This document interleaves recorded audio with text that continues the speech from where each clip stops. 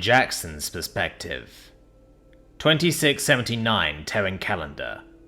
34 years before. I walked down my street on the outskirts of New Aspen, my rifle slung over my back. The vivid orange leaves of the new Coloradoan trees dance in the breeze as follow me down from the mountains. I'm getting back from a week-and-a-half-long expedition, guiding a funny party of Zinda Quinese tourists on a hunting retreat. Didn't speak a lick of English between them, so all of the communication had to go through Lincoln. So many jokes that we laughed at more because it was funny, they couldn't be translated than because we got them. I had a whale of a time out there with that crazy droid and those guys. And the money I got for the work I did was not bad. Even still, right now, I'm happy it's over. I'm happy that I get to walk up the path to my house, walk through the door that opens for me as it detects my hollow approaching and get hit in the chest and tackled to the floor by 100 pounds of Coloradoan lynx hound. Hey, yo, buddy, where's the fire? I splutter at the free-eyed mutt while he licks my face excitedly. My wife's earth dog, Lady, approaches Buddy from behind and watches him in a way that suggests she thinks he's behaving undignified. Like she didn't do exactly the same as her little bro when Carter and I started dating. That was because she got too old to have that kind of energy. Sophie, your dad's back, calls my wife in the kitchen, out the back door. The only answer that returns is an incoherent shrieking of excitement that rapidly approaches me. I manage to extract myself from under Buddy just in time for 4'2" of long-haired kindergartner to sock slide into the hallway and tear toward me. Sophie is Lila's absolute spitting image in every way except for having my blue eyes. I even remember jokingly asking the fertility clinic doctor if she was sure she hadn't accidentally used Lila's genes as both Sophie's mum and dad and left mine out. I scoot down to catch her in my arms. I lift her up into a hug. I missed you, Daddy, Sophie pouts. I chuckle. I'm back now, sweetheart. And you won't leave again? She demands. Yeah, I'd like to know that too, smirks my wife, appearing in the hallway, dressed in her dental scrubs. Not for a while, you two, I smile. The amount I just made, we should be good for 3 to 4 months before I gotta take another contract. So you can walk me to school tomorrow? I kiss her forehead and answer. To school, back from school, and after that, we can go into town for ice cream. My daughter squeals with delight at that. My wife tuts with mock disapproval and says, "All that sugar will be bad for her teeth, Daddy." I smirk back. Yup, just think of it as drumming up business for you, darling. She smiles, sighs, and walks to me. At 6'2", my wife towers over my 5'11", so she has to bend down to kiss me over Sophie's shoulder. She wraps her arms around me and our daughter. I turn my head to the hallway mirror and smile as I see myself embraced by the 2 most important people in the universe. 2714 Terran calendar. 1 year after. I wake up from a dream of heaven to my current hell. Anyone who'd say that oblivion isn't hell has clearly never experienced it. Not anchored to the sense feedback of a body, there's really nothing to separate being asleep from awake, nothing to mark the passage of time, nothing to make me sure that I ever existed at all, and didn't just imagine my entire life before where I am right now. My brain is also constantly screaming at me about the fact that it's no longer attached to anything, no longer receiving the reassurance of a beating heart, a full stomach, lungs with air in them, blood at a tolerable range of acidity and oxygenation, all of which the body that was hijacked away from me could simulate. Oh, and of course, not having any senses. I'd have no way of knowing if someone were holding a hammer over my brain's container, about to bring it down and end my miserable life. Maybe it's better that way. Not like I'd have any way of defending myself if I could see the hammer coming. I have no idea how long it's been since that fucking AI beat me with that cheap trick. Even if subjective measurement of time weren't next to impossible without senses, I don't know how long I'd have spent in stasis.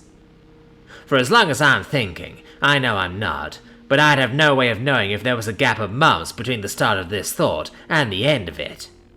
They'll probably put me in a slow-moving droid made of aluminium to stand trial, the kind of thing a child could walk up to and push over. Then, obviously, when I get sent back to that Supermax, they'll grow me an organic body to put my brain into. They'll make it weak. They'll engineer it such that it will be almost impossible for me to build back the kind of muscle I had before the worst day of my life. I'd rather they just fucking execute me, but of course they won't. The same spineless mercy that kept them from exterminating the Xenos, who proved that they deserve nothing less, will keep them from killing me like they should. Maybe I can. My train of thought is broken. I feel something. I shouldn't be able to feel anything right now. Not physically. Feeling comes from senses, biological or cybernetic, and without a body, I don't have any. A ceiling I recognize instantly, as being aboard a Navy vessel, presents itself to my mind.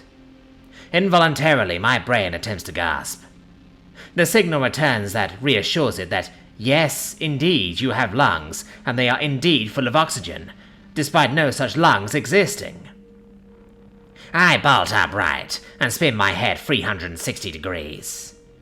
I see the only other person in the room with me, and I am about to attack him, when I recognize who it is. Easy there, big guy. Just me, soothes the dark-skinned man, raising both of his bionic palms to me and giving me a flash of his golden teeth. Rylan! What the hell's going on? Where are we? I demand, disoriented. Evidence locker on the UTC's dreadnought Spite. I just finished reassembling your body. We're busting out of here. How'd you? He gestures around his body to his extensive battery of augments. I've been blind, deaf, and paraplegic if they'd taken all this. Inhumane. They'd settled for trying to digitally neuter them. They didn't do a good enough job. Hacked my cell open, shielded both our presence from a digital notice, and rerouted guard patrols out of our way. Already returned one of the engines of a long-range patrol so its ion trail won't be recognized. All we need to do is get to the hangar and get out of the warp bubble. Oh, and I upgraded your arm. I hold up my right hand and find that, like he said, the slapdash industrial bionic is gone, replaced with a much sleeker military model, more like the one that old guy ripped off. Where are the others? I ask. He grimaces. We can go back for them, but I don't know how much I count on any of their loyalty. Most of them found out they were clones. They weren't happy about that. Shit! So they know about the Lazarus program?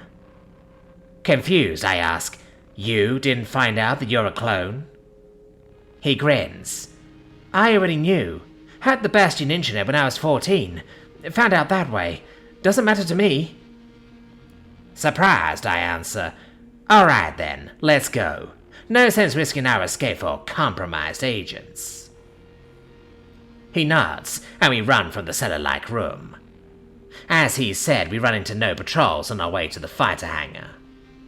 We board the craft he indicates he tampered with, and launch it. Slowly, we float backwards out of the doors. We might have a shield preventing any AIs or other digital processes from noticing anything we do, but that doesn't mean we won't be heard by biological ears. If we blast out of the hangar, we're far more likely to be caught. We're about 300 meters away from it when the whole gigantic ship blinks out of existence, letting me know we're out of its warp bubble. Phew, breathes Rylan. Now, I'd say we wait here for 2 hours. Less time than that, we risk triggering their proximity alarms by entering warp. More, and we risk them realizing we're gone and doubling back to look for us. I nod and ask, where was the handoff? Sorry? asked Rylan. Where did the bride plume hand us over to naval custody? I clarify, irritated. Oh, Zarfan Space Station. Think it was about 3 weeks ago. Good.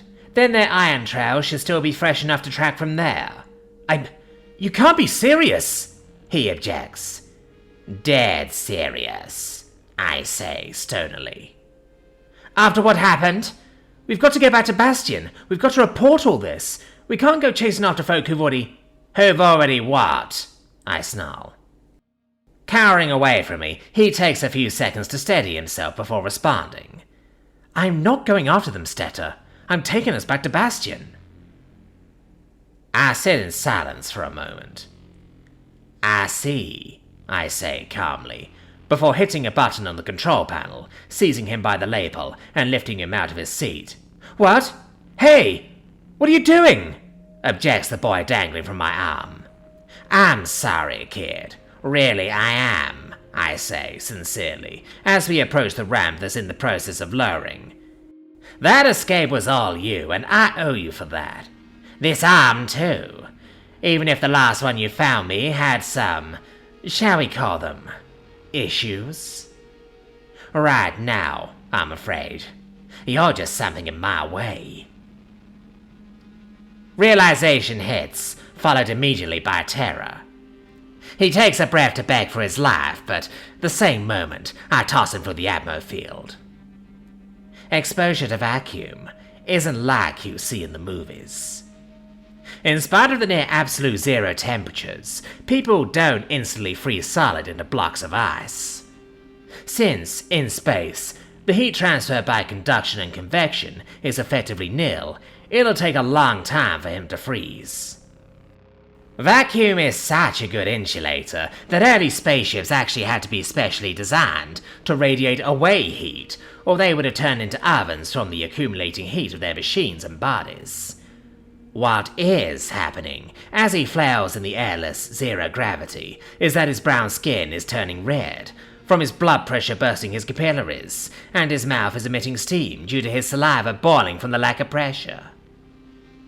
It takes 45 seconds for him to lose consciousness. A damn shame, I observe, before turning around and walking back up the ramp.